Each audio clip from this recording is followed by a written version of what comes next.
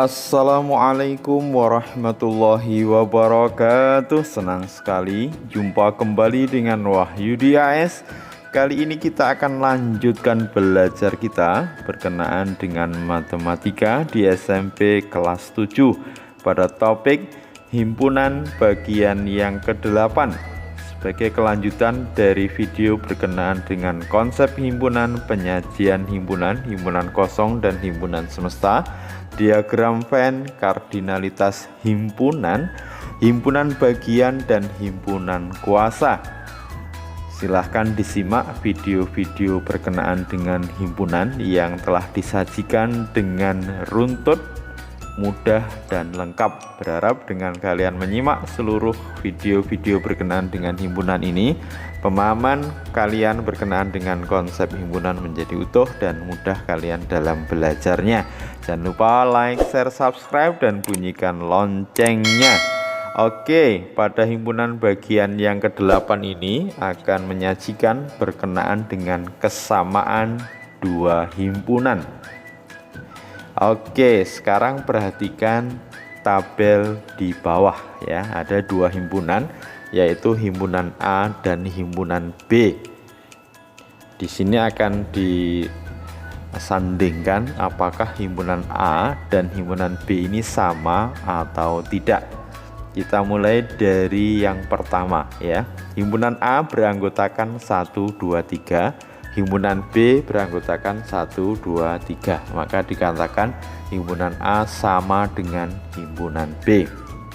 Yang kedua, himpunan A beranggotakan 3, 2, 1. Himpunan B beranggotakan 1, 2, 3. Ini juga dikatakan himpunan A dan himpunan B adalah dua himpunan yang sama ya.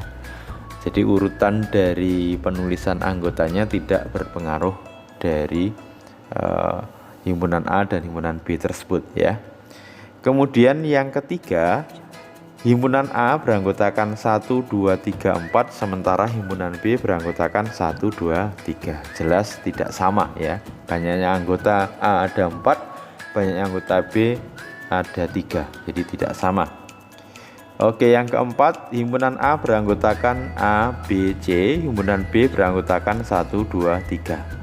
Jadi di sini banyaknya himpunannya sama yaitu 3, tapi anggotanya berbeda ya. Himpunan A anggotanya A, B, C, himpunan B anggotanya 1, 2, 3. Jadi tidak sama ya. Oke, yang kelima, himpunan A itu anggotanya A, B, C, D, himpunan B anggotanya D, A, B, C. Sama ya. Ini berarti anggotanya 4. Ya, anggotanya hanya penulisannya letaknya tidak sama ya. Jadi himpunan A sama dengan himpunan B. Yang nomor 6, himpunan A anggotanya PQRS, himpunan B anggotanya PRSQ. Sama ya. Jadi anggotanya banyaknya 4, anggotanya P, Q, R dan S. Jadi himpunan A sama dengan himpunan B. Yang nomor 7, himpunan A anggotanya PQR, himpunan B PRSQ. Jelas berbeda ya. Himpunan A anggotanya 3, himpunan B anggotanya 4. Jadi tidak sama.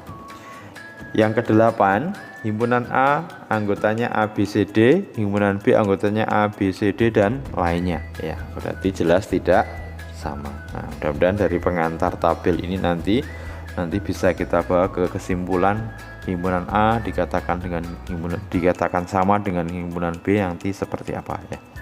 Kita lanjut ya.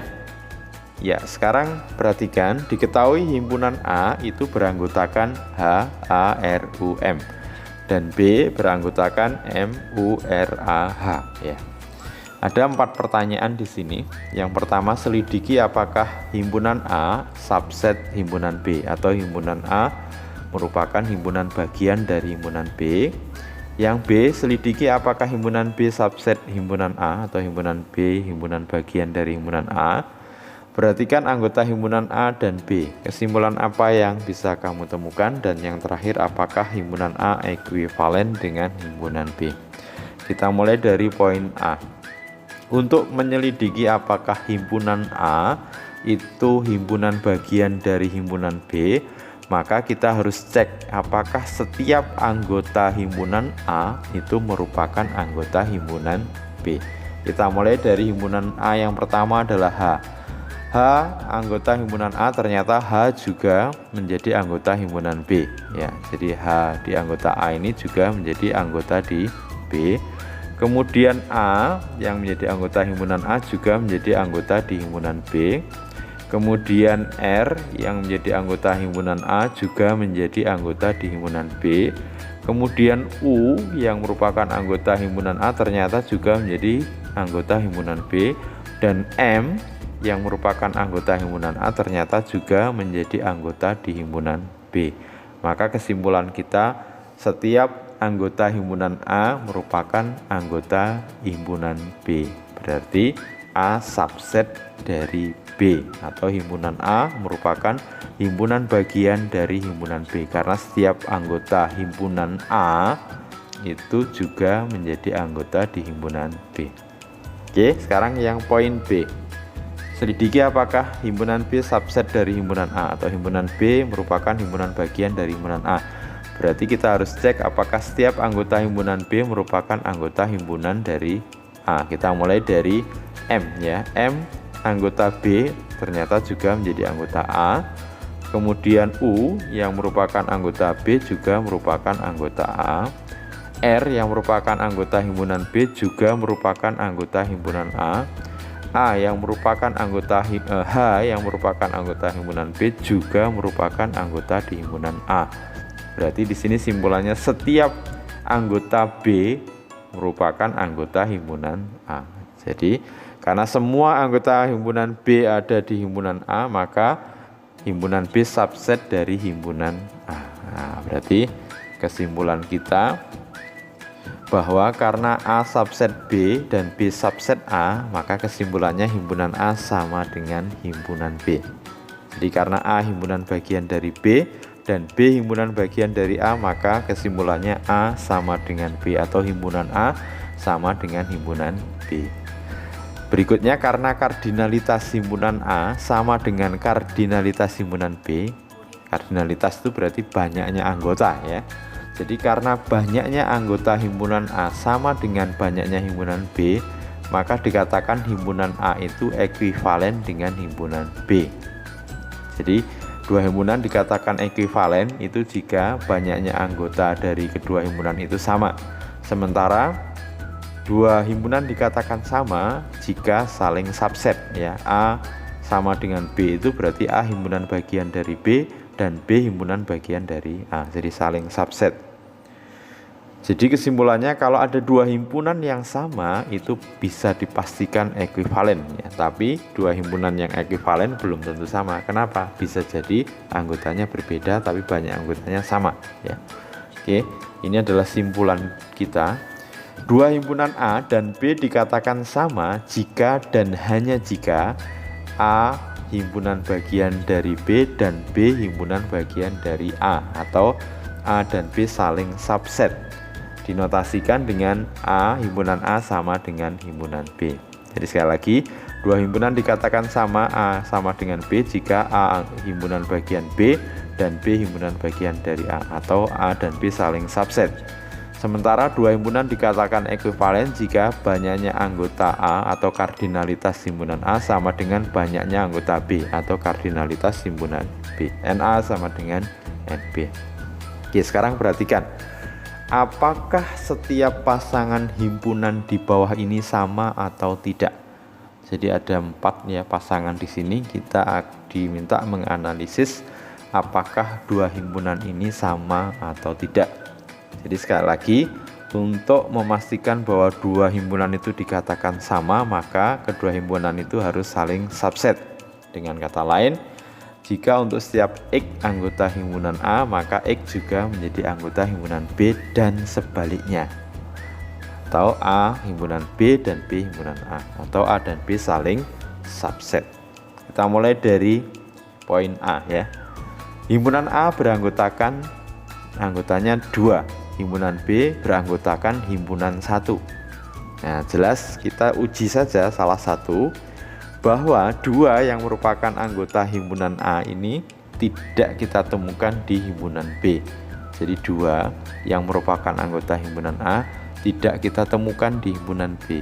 Ya, maka ini sudah jadikan A itu tidak sama dengan B. Jadi karena ada 2 yang merupakan anggota A, tapi 2 bukan anggota B. Nah, jadi A tidak sama dengan B. Kemudian yang B, himpunan R itu beranggotakan 1, himpunan S beranggotakan 1 dan himpunan 1. Ya. Nah, sekarang ini juga kita bisa temukan di sini. Himpunan 1 ini ada di S tapi tidak ada di R. Nah, itu ya. Himpunan 1 ini anggota S tapi himpunan 1 bukan anggota R, karena anggota R ini bukan himpunan 1 tapi 1. Nah, maka R dan S itu 2 himpunan yang tidak sama. Jadi sekali lagi, himpunan 1 yang merupakan anggota dari S tidak kita temukan di R. Yang kita temukan adalah 1 yang merupakan anggota himpunan S itu ada di R, tapi yang himpunan 1 ini tidak kita temukan. Berarti R dan S itu tidak sama. Oke, bisa dipahami ya. Sekarang yang C. Perhatikan, himpunan kosong yang kita temukan di D tidak kita temukan di C ya. Di C tidak ada anggota himpunan kosong ya. Jadi sekali lagi, karena ada himpunan kosong ya anggota D, tetapi himpunan kosong bukan anggota di C. Jadi ini himpunan kosong ini ya, itu tidak kita temukan di C. Nah, itu ya. Jadi tidak sama antara himpunan C dan himpunan D.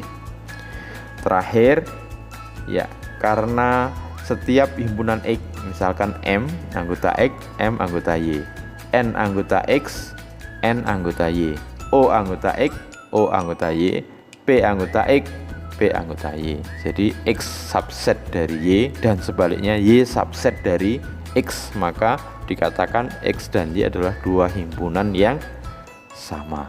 Oke, mudah-mudahan bisa dipahami kesamaan 2 himpunan ya. Jadi 2 himpunan sama, himpunan A dan B dikatakan sama jika A subset B dan B subset A, atau A dan B saling subset. Jadi A himpunan bagian dari B dan B himpunan bagian dari A. Sementara 2 himpunan dikatakan ekuivalen jika banyaknya anggota himpunan dari kedua himpunan itu sama. Misalkan himpunan A ekuivalen dengan himpunan B, berarti banyaknya anggota himpunan A sama dengan banyaknya himpunan anggota dari B, atau kardinalitas himpunan A sama dengan kardinalitas himpunan B. Oke, mudah-mudahan bisa dipahami. Topik kita di kesempatan kali ini berkenaan dengan himpunan bagian yang ke-8, yaitu kesamaan 2 himpunan. Jangan lupa like, share, subscribe, dan bunyikan loncengnya. Sampai ketemu pada video berikutnya berkenaan dengan himpunan bagian yang ke-9. Terima kasih, senang bersama kalian belajar. Wassalamualaikum warahmatullahi wabarakatuh.